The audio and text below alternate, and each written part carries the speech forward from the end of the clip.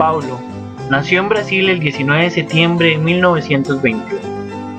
Conoció la pobreza y el hambre en la Gran Depresión de 1929, lo cual ayudó a tener la experiencia que formaría sus preocupaciones por los pobres y que le ayudaría a construir su perspectiva educativa.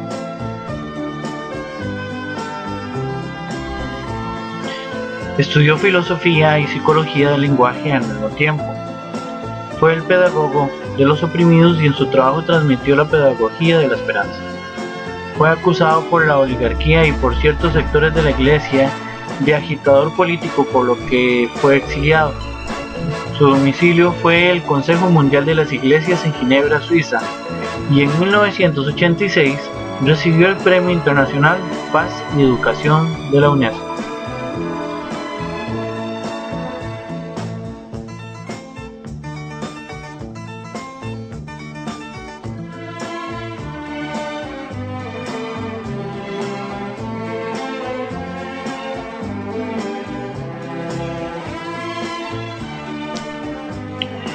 Con la pedagogía del oprimido, Paulo Freire intenta que sus coterráneos rompan su privacidad y silencio, que reconozcan la fuerza de su unidad transformadora, que adquieran la capacidad crítica para relacionarse con la sociedad y que se liberen de sus ataduras, única posibilidad de cambio de la sociedad. Se insertan las nuevas ideas revolucionarias que existían en América Latina en los años 60. Imbuido del lenguaje y liberación surgido de las corrientes más avanzadas del catolicismo, que provocaron la teología de la liberación y utilizando elementos de la dialéctica marxista para la visión y comprensión de la historia. La pedagogía del oprimido, como pedagogía humanista y liberadora, tendrá dos momentos distintos, aunque interrelacionados. El primero, en el cual los oprimidos van desvelando el mundo de la opresión y se van comprometiendo en la praxis, con sus transformaciones, y en el segundo, en que una vez transformada la realidad opresora, esta pedagogía deja de ser del oprimido y pasa a ser la pedagogía de los hombres en proceso de permanente liberación.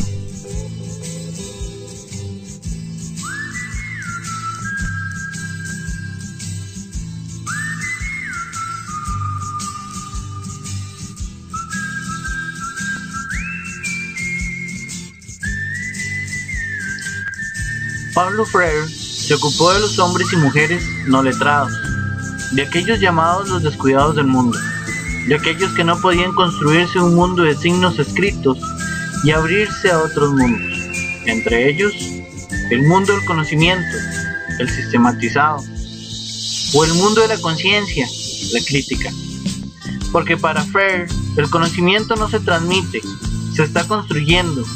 El acto educativo no consiste en una transmisión de conocimientos, es el goce de la construcción de un mundo común.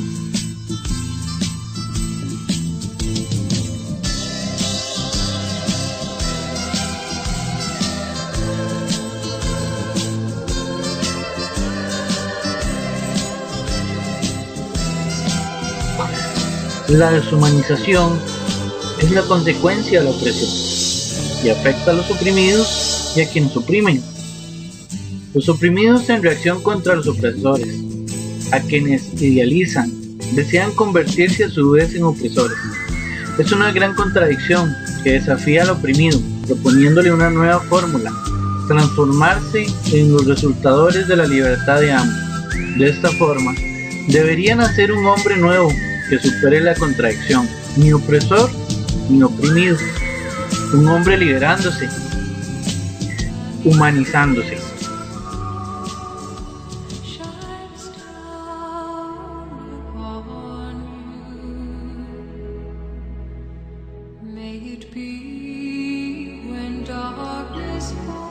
El diálogo es un fenómeno humano por el cual se nos revela la palabra, de la que podemos decir que es el diálogo mismo.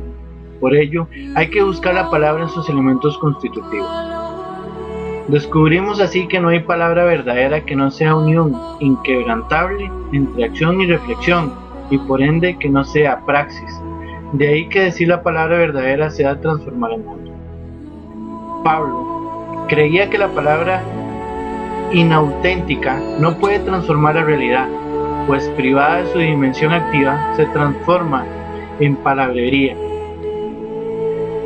en mero verbalismo, palabra alienada y alienante de la que no hay que esperar la denuncia del mundo, pues no posee compromiso al no haber acción. Sin embargo, cuando la palabra hace exclusiva referencia a la acción, se convierte en activismo, minimiza la reflexión, niega la praxis verdadera e imposibilita el diálogo. Los hombres no se hacen en el silencio, sino en la palabra, en el trabajo, en la acción, en la reflexión. El diálogo implica un encuentro en los hombres para la transformación del mundo, por lo que se convierte en una exigencia existencial. Y no podemos dejar de recordar que para Freire, la palabra tiene dos fases constitutivas indisolubles: acción y reflexión. Ambas, en relación dialéctica, establecen la praxis del proceso transformador.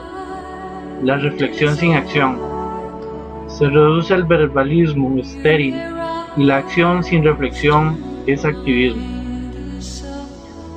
La palabra verdadera es la praxis, porque los hombres deben actuar en el mundo para humanizarlo, transformarlo y liberarlo.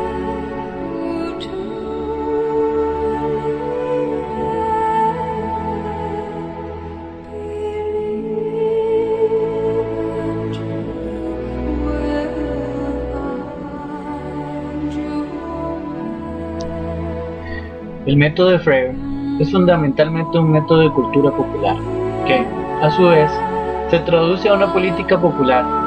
No hay una cultura del pueblo sin política del pueblo. Por este motivo, su labor apunta principalmente a concienciar y a politizar.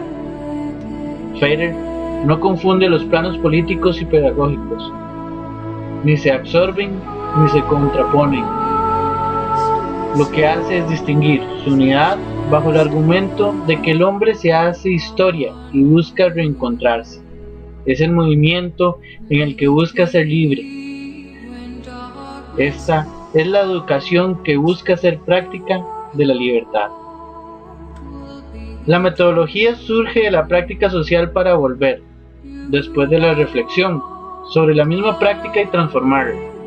De esta manera, la metodología está determinada por el contexto de lucha en que se ubica la práctica educativa. El marco de referencia está definido por su histórico y no puede ser rígido ni universal, sino que tiene que ser construido por los hombres, en su calidad de sujetos cognoscentes capaces de transformar su realidad.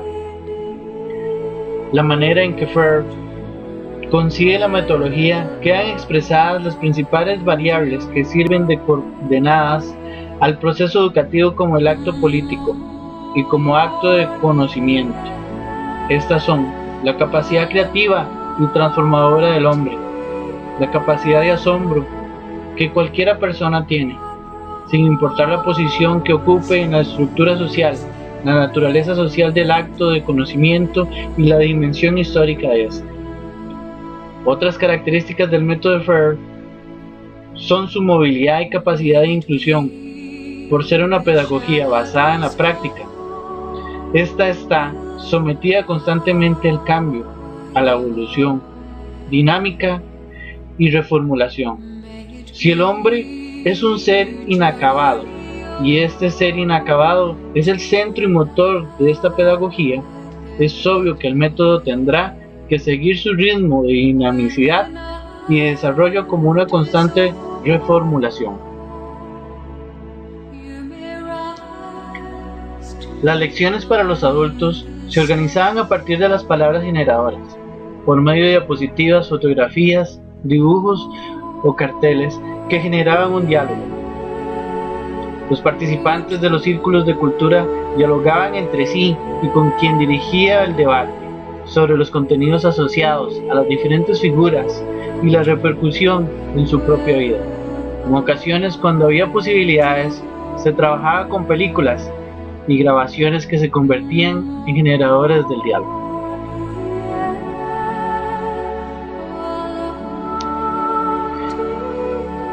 Paulo Freire, dentro de sus grandes legados, nos dejó su primer libro, La educación como práctica de la libertad. El libro fue bien recibido y se le ofreció el puesto de profesor visitante en la Universidad de Harvard en 1969. El año anterior había escrito su famoso libro Pedagogía del oprimido, que fue publicado en inglés y en español en 1970. Debido al conflicto político entre las sucesivas dictaduras militares autoritarias y el Freire socialista cristiano, el libro no fue publicado en Brasil hasta en 1974, cuando el general Ernesto Geisel tomó control de Brasil e inició su proceso de liberación cultural. En 1997, el día 2 de mayo, a sus 75 años, fallece Paulo Freire. Días antes de su muerte, él mismo aún debatía sobre las nuevas perspectivas de la educación en el mundo.